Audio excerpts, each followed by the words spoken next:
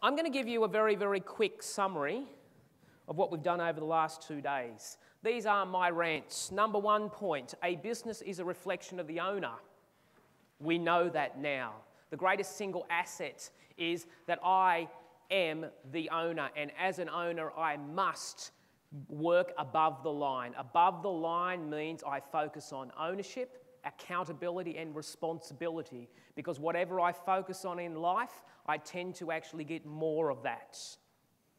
Victim mentality is denial, blame, excuses.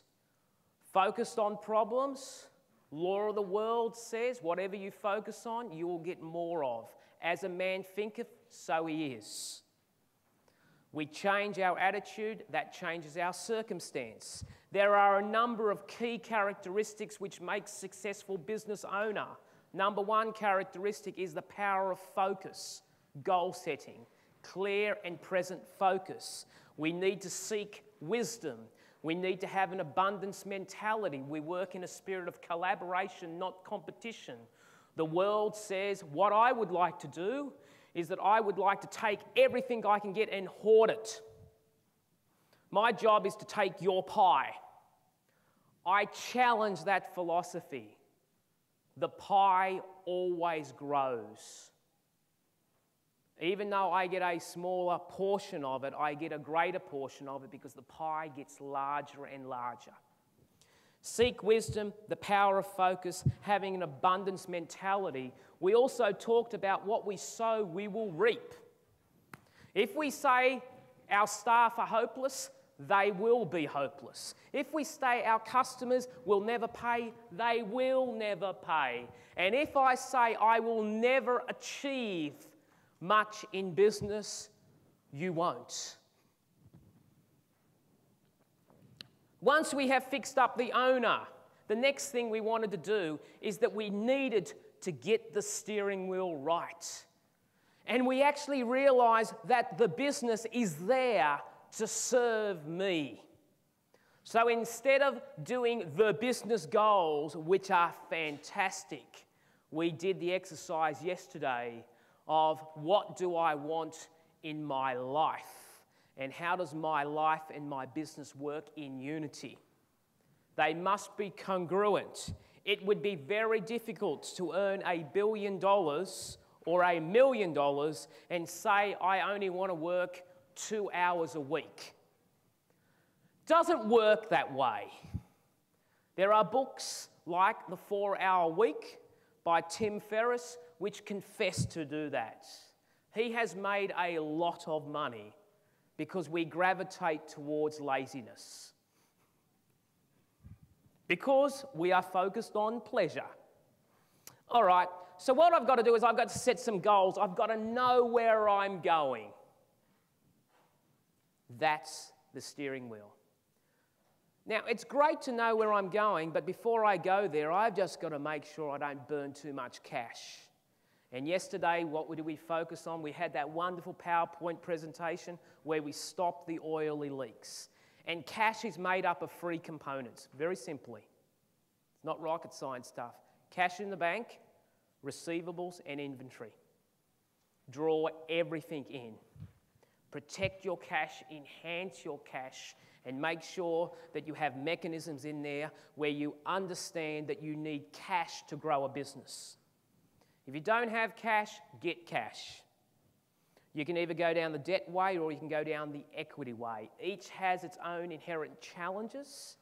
Equity means that you're giving away some of your company to other people. That has its enormous challenges because not everybody has the same values that you have. Do not go into partnerships for money. Go into partnerships with people who share common values. We sometimes are looking for money, we get partners, it actually works badly sometimes. So, okay, what I've done now, I've stopped the oil leaks. That was the third phase. The next phase was this. Schumacher is in the car, we know where we're going, we've stopped the oil leaks, but we have an amazingly poor performing engine. because I am the engine. I work the most and I earn the least. I'm going to myself, hang on, I'm paying my people more than I get. The business is supposed to be to serve me. That is not good. So the first thing that I've actually got to do is I've got to start replacing myself in the business. So what do I need to do? Don't employ people until you've got the system. Because if you employ the people before you've got the system, you are not delegating, we're abdicating. Because if that person ever leaves, and if they're good, they will leave, guess what happens to your business? It regresses back. The system is the business. The system is the intellectual property that actually says this is how the business operates.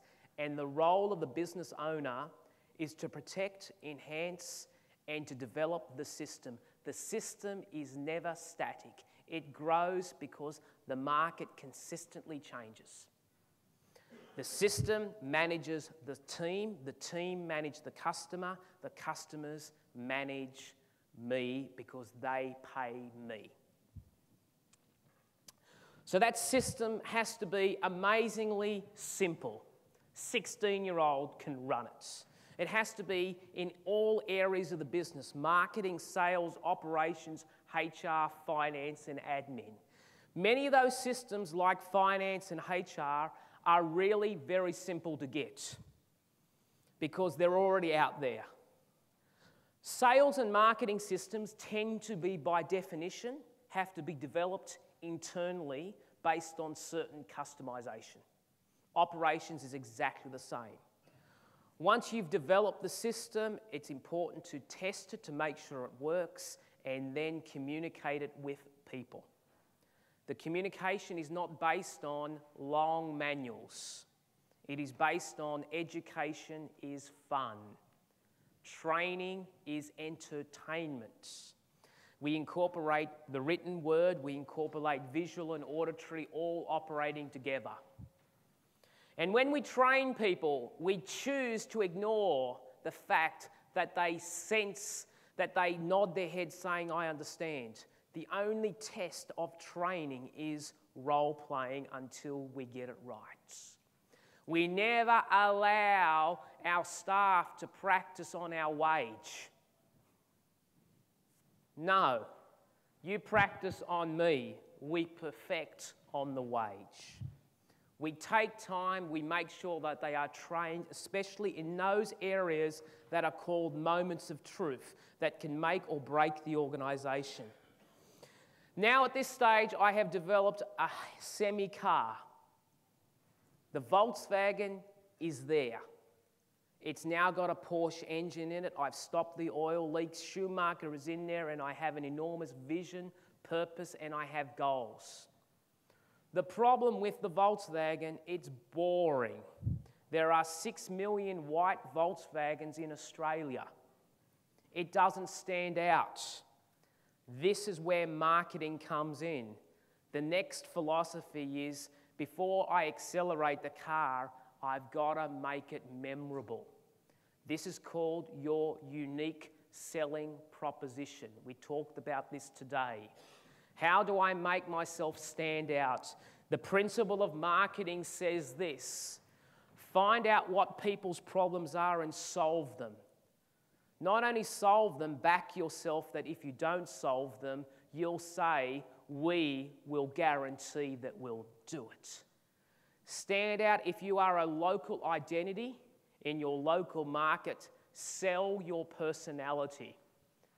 Harvey Norman and Jerry Harvey are intertwined. There is no conceivable way that people still think, to this day, that Jerry Harvey serves on the retail floor. That is an insane assumption on a $6 billion organisation. But many people buy because they like the person. Richard Branson, Virgin, John Simons, Aussie Home Loans, Jerry Harvey, Harvey Norman. If you ever see a Good Guys store, you'll see the face of the guy who owns the store. he's the good guy. Introduce your personality into the business because we buy people before we buy the products.